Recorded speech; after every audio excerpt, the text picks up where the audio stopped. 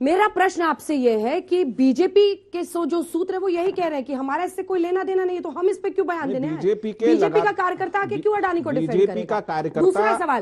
दूसरा सवाल जो वो कह रहे हैं, जो एसेट्स है वो वैसे ही है। भारत का एक इंडस्ट्रियलिस्ट दुनिया में नंबर 2 पर पहुंचता है, लेकिन उसको विलेन बनाकर नीचे खींचना है, चाहे देश में सेंसेक्स बाजार सबको नुकसान हो, क्योंकि आपको पॉलिटिकली सूट करता है।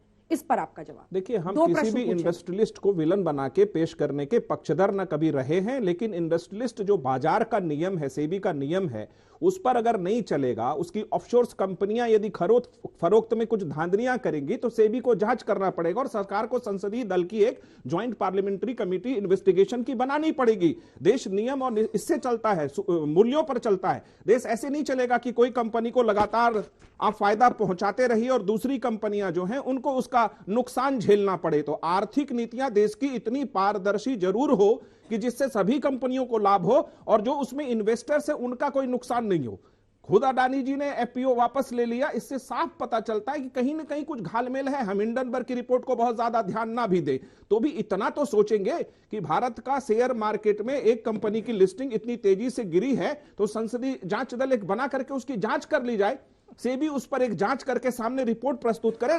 डिमांड तो बस इतना ही है संसद में, इसलिए संसद चल नहीं पा रहा है और ना भारतीय जनता पार्टी का कोई आदमी इस बात को कहने सामने आ पा रहा है अंजना जी कि बाजार एकदम ठीक है, बाजार अथल पथल की स्थिति में है और सरकार चुप है, खामोश है। ठीक है, आपने एलआईसी का बताया कि उसने एक स्टेटमेंट दिया, एसबीआई ने स्टेटमेंट दिया, सारे लोग उसके पक्ष में स्टेटमेंट जरूर दे रहे हैं। तो क्या मतलब हम मान के चले जाए इस डिबेट से या इस देश में इस बात पर चर्चा नहीं हो कि हिंडनबर्ग की जो रिपोर्ट आई है आखिर उसका मतलब क्या है इस देश की अर्थव्यवस्था को लेकर के, शेयर मार्केट को लेकर? हिंडनबर्ग की जो रिपोर्ट आई है रवि जी, उसका क्या मतलब है? देखिए, सबसे बड़ी बात है घर फूटे गवार लूटे।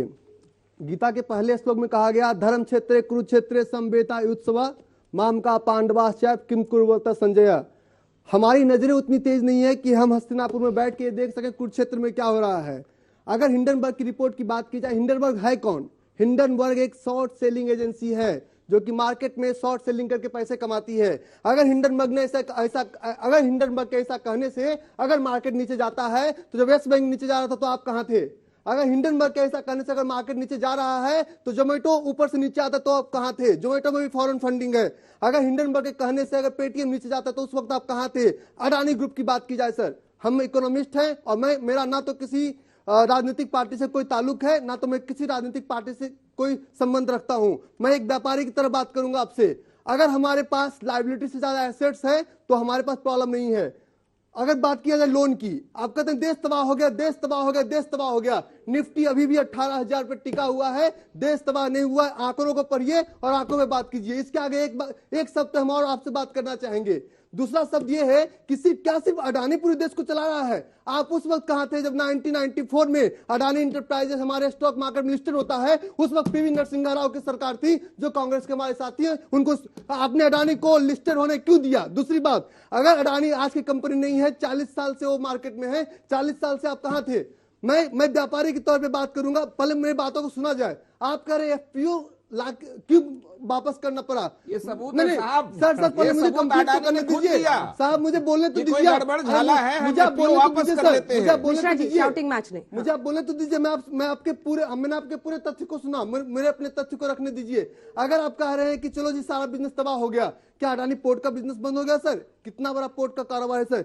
क्या अडानी पावर का बिजनेस बंद हो गया सर? बिजनेस बंद करने की बात कोई नहीं कह रहा है। बिजनेस करिए, लेकिन नियम और निष्ठा के मुताबिक करिए। शेयर मार्केट को लेकर कह रहे हैं कि पूरा हिंदुस्तान तबाह हो गया। हिंदुस्तान में ऐसा कुछ किसी ने नहीं कहा तबाह हो ऐसा ही गया। कहा। निफ्टी अभी भी 18,000 पे टिका हुआ है, तो ये मार्केट क्रैश नहीं हुआ है। और जहां तक बात रही, आप जो अडानी पे ब्लेम कर रहे हैं, मैं देखिए सर, किसी भी राजनीतिक पार्टी में इतनी ताकत नहीं है कि एक भी रोजगार क्रिएट कर सके। आज वो हजारों को रोजगार दे रहे हैं। मैं कहता हूं अडानी इस देश से चला जाए, क्या आप उस हजारों युवा को रोजगार दे सकते हैं? अगर आंसर ना है तो अडानी सही है अपने जगह पे। वही देखिए, अगर अर्जुन ने बद्ध किया तो बद्ध किया धर्म के लिए। आप कहां थे इतने दिनों से? कहां सो रहे थे जब फॉरेन बैंक लोन दे रही है? आप कहते हैं विदेश भाग जाएंगे। विदेशी कंपनियां, फॉरेक्स फंडिंग 28% सर इनके पास, फॉरेन कंपनी। आपका सिर्फ 30% एसबीआई तो कहां जीरो का हो गया सर?